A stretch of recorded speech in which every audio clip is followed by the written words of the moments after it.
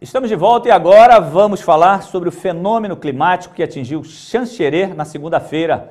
Ao menos 2.600 casas foram atingidas pelo tornado.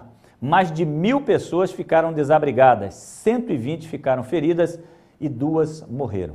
O governador Raimundo Colombo esteve em Xanxerê na terça-feira e também o ministro da Integração Nacional, que garantiu o apoio do governo federal para a reconstrução do município, que foi realmente devastado, uma grande área. E por isso, nós recebemos aqui no MCA Notícia, no estúdio, o Cláudio Daniel Vieira, que é técnico em meteorologia. E o Daniel vai conversar com a gente para falar sobre este assunto e explicar um pouquinho para mim, para você de casa e para todos nós, por que isso aconteceu numa região que, aparentemente, isso não deveria acontecer. Boa tarde, obrigado, Daniel, por atender o nosso MCA Notícias. Tudo bem? Tudo bem, boa tarde. Conta pra gente aí o que aconteceu, esse fenômeno.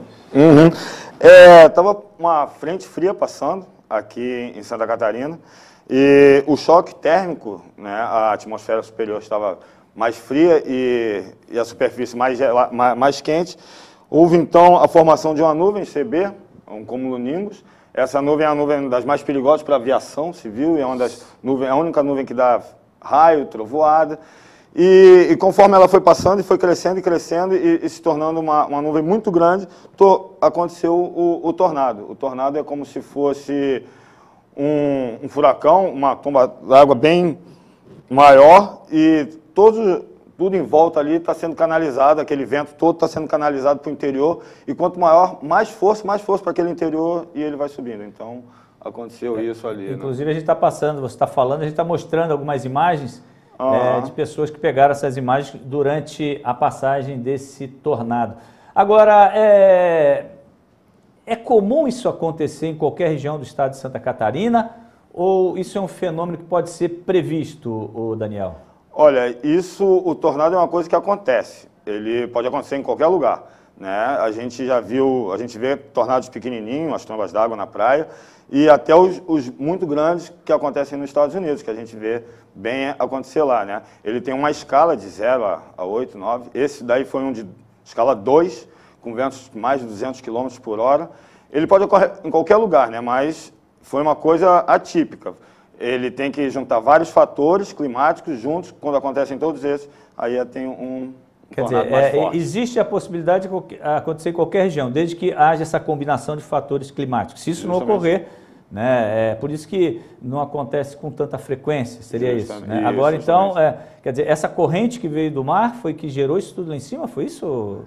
A frente fria, ela vem lá de baixo da Patagônia, certo. Né? E quando ela chega no Brasil, ali pelo oeste, Santa Catarina, que ela vai subindo, ela encontra com a massa de ar quente que tem no centro do Brasil, ali perto do Mato Grosso, Paraná e São Paulo, que ali é bem quente. Quando chega essa massa fria com a massa de ar quente, dá aquele choque térmico e a umidade começa a subir, formando nuvens. E essa, quando for muito forte, que deve ter sido ocorrido, subiu muito rápido. Pois é. E ela é tão forte, se tiver aquela foto aí, para mim conversar aqui, do ginásio, como ele era antes e depois. Isso aí é imagens da cidade. Olha o ginásio, como é que estava, e olha como esse ginásio ficou após a passagem. Nossa. Absurdo isso, né? Nossa, é um absurdo, né? Tu imagina a situação de quem está vivendo isso. É comum a gente ver isso, Daniel, em filmes. Você acompanha, tem séries, inclusive, nesses canais fechados, se não me engano, na Discovery, Story Channel, de séries que os caras acompanham, inclusive, furacões, e para ver como é que funciona. Quer dizer, tem determinadas partes do planeta que isso é mais comum de acontecer, e no nosso caso aqui não seria tão comum assim. Tem essa diferença, Daniel? Isso, tem, com certeza. Existem regiões em que a passagem de frentes frias associadas com relevo canaliza e faz com que ocorra realmente essas coisas com maior intensidade. Mas pode ocorrer em qualquer lugar, esses tornados, né? Sim.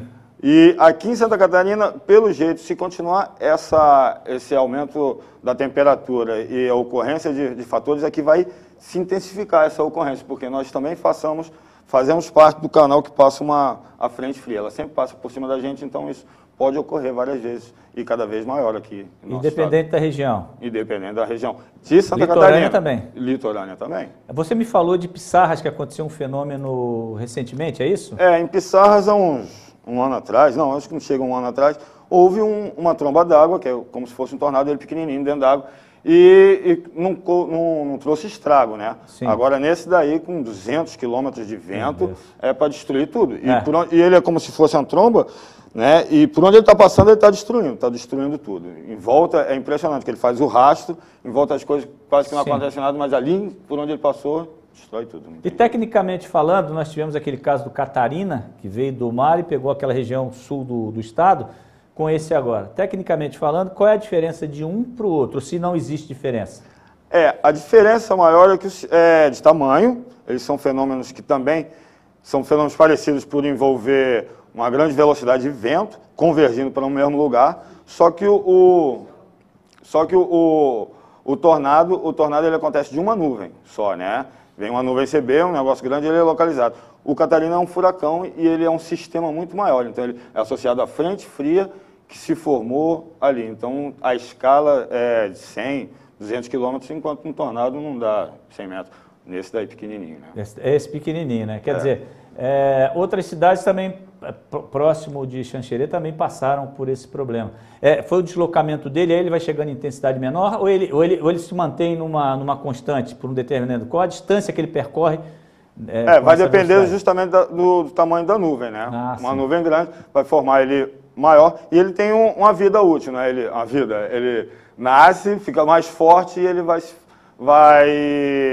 morrer mais para frente, né? Ele não tem uma vida muito grande, não. É um fenômeno que acontece rápido, né? Você vê aí que foram 5, 10 minutos de intensidade mesmo e logo depois parou. Ele passou e... Agora, isso, eu sei que a gente não vai falar de previsão, mas isso é possível prever com uma certa antecedência ou não? É possível, é possível. Se tivéssemos monitoramento na região toda, né? Nós aqui em Santa Catarina, no Brasil, somos deficientes nessa situação, temos poucas estações meteorológicas, não cobrem todo, mas se tivesse uma cobertura bem mais ampla, a gente poderia, pela análise da pressão, a pressão ela vai diminuir muito mais rápido, em outros lugares mais altos, e esse choque de pressão a gente consegue identificar a ocorrência ou a possível ocorrência e onde ela vai passar. Ô Daniel, hoje aqui em Santa Catarina, onde nós teríamos locais preparados para prever isso com uma certa antecedência? Bom, Cidades ou regiões? Eu trabalho na Infraero. A Infraero ela tem os seus centros meteorológicos nos aeroportos, também só localizado em aeroportos. Temos o EPAGRE, que faz também todo esse monitoramento. Ele tem mais estações espalhadas pela cidade. Então, e a Univale também. Então, esses 3 centros eles podem fazer uma previsão, né? E eu acho que o da EPAGRE é o que tem a maior abrangência, ele pega mais coisas. Tá, os 3 estão aqui na nossa região? Já dava, eu perguntei, porque então a gente pode ficar tranquilo. Nós teríamos as informações com uma certa antecedência. Pelo menos você lá da Infraero, você nos garante isso?